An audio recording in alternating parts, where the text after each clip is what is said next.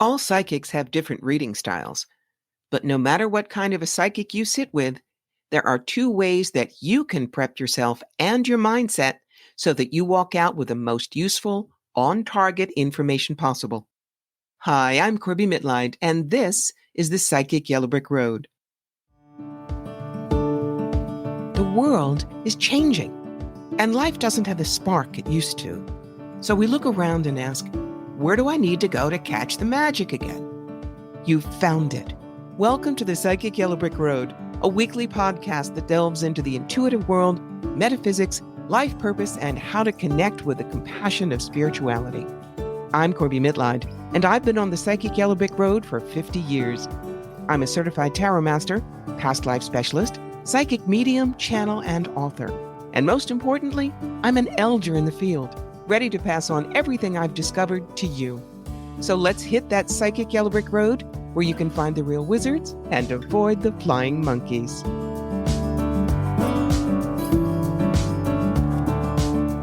Corbies Two Top Rules for Getting a Useful Reading. Got another email this week, this one from a client who wanted to know what kind of a reading they should have and if a general reading would suffice rather than a soul-plane reading, which was pretty smart on their part. It was obvious they had so many questions on incredibly different subjects that they'd need more than one reading if I was going to give them the right information. And that could range from a general reading to a sentence of passion consultation to the full soul plan session. Because after all, I have a whole menu of readings so people can find the exact right one for what they're looking for. The problem was their request was overflowing with too many subjects and too many directions in which to go. And frankly, a lot of the questions couldn't be usefully answered by a psychic. My client would be better off finding a place to sit down and converse with her inner self to figure out what it was that she truly wanted. Because when a client has a whole bunch of should I in questions they ask, that tells me that they aren't listening to their inner voice. Should is outer directed. When you use should, it's because you believe something else or someone else's expectations have to be considered before your own truths. That's why I tell people, don't ask to learn too much at once. When you do, nothing sticks. You just cram it in and it makes no sense and doesn't sink in to be truly understood or used. If you come to me with this kind of overfilled request for a reading, I will gently say that I am not your intuitive until you sit down with yourself and focus on what's most important to you. Which leads me to my two top rules for getting a useful reading. As I said, psychics all have different reading styles. We do. Some just want you to plonk yourself in a chair and let them go to town with the information. My friend, the late, great Allie Cheslick, was like that, which got her the reputation of being known as Chatty Cathy of the Dead. And then there are others who want to concentrate specifically on what is uppermost in your life at the moment and give you deep dish, multi-level answers. I'm one of those. But no matter what kind of psychic you sit with, there are two ways that you can prep yourself in your mindset so you walk out with the most useful on-target information possible. Okay? Number 1, accept responsibility for your part in the session. The most important thing you can take into any psychic appointment is an acceptance of responsibility. You, yes, you, are ultimately responsible for your reading because it's your attitude that determines whether it's valuable or just an opportunity for a few giggles. That's what I call the fluffy attitude gets fluff mindset. If you come into a session expecting nothing, that's most often what results. Why? Think about it. If you sashay into the session figuring that nothing the psychic says is going to matter, or you tend to dismiss information as coincidental or think someone must have told the psychic, or they say the same thing to everyone, what are we supposed to do? And if you're not really there with the psychic, they can find it hard to get into what you want to know. The best psychic sessions are the ones where you see yourself as a true co-creator in the process. When you're more open and interested and focused, you're a better subject for your intuitive professional, and the better your results will be. Also, please, stay sober. I can't stress this enough. When your bloodstream is carrying alcohol or drugs, your mental processes get fuzzy.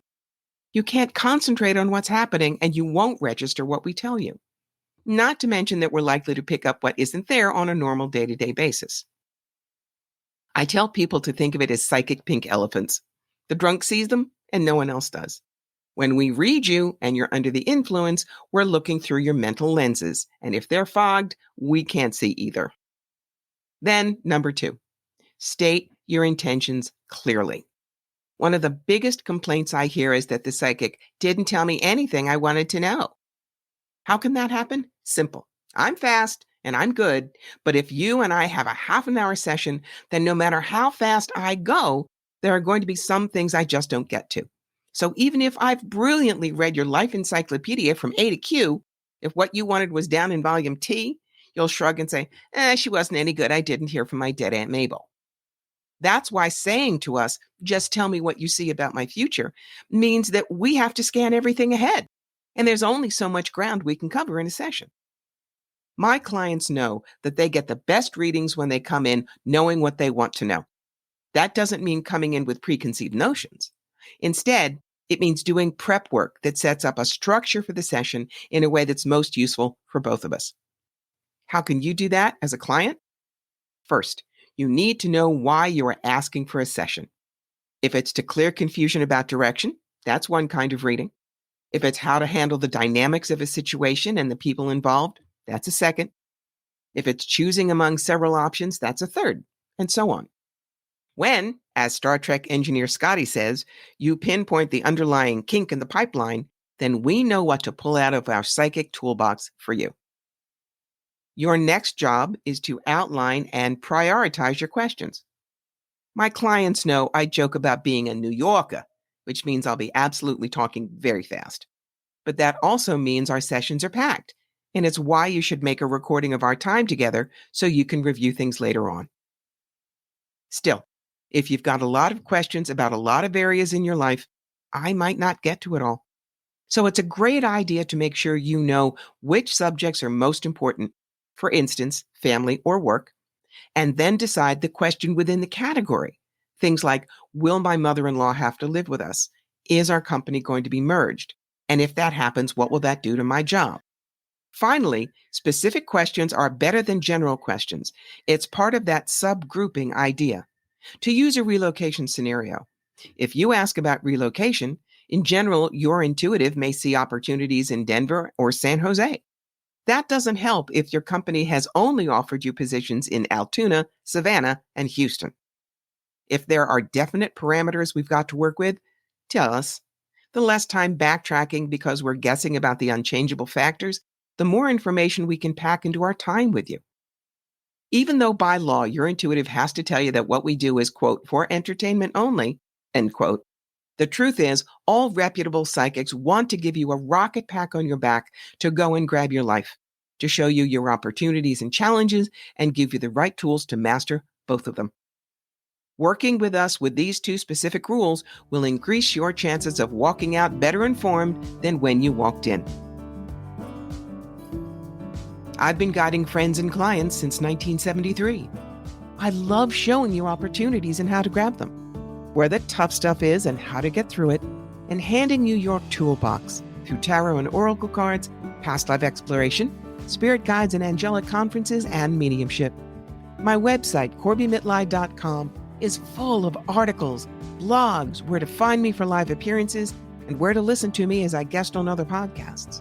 There's a full menu of readings, from short burning questions all the way up to the jewel in the crown, my soul plan readings, which are based on the work I did with Robert Schwartz.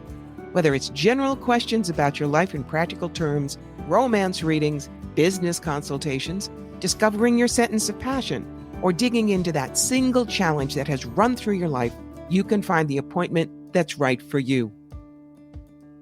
You know, your opinion matters a lot. So if you enjoy this, take a few minutes to leave a review. Word of mouth is key with podcasts, so share it with others. And if you really want to help make the magic happen, go find me at patreon.com. There's a tier called I Believe in You.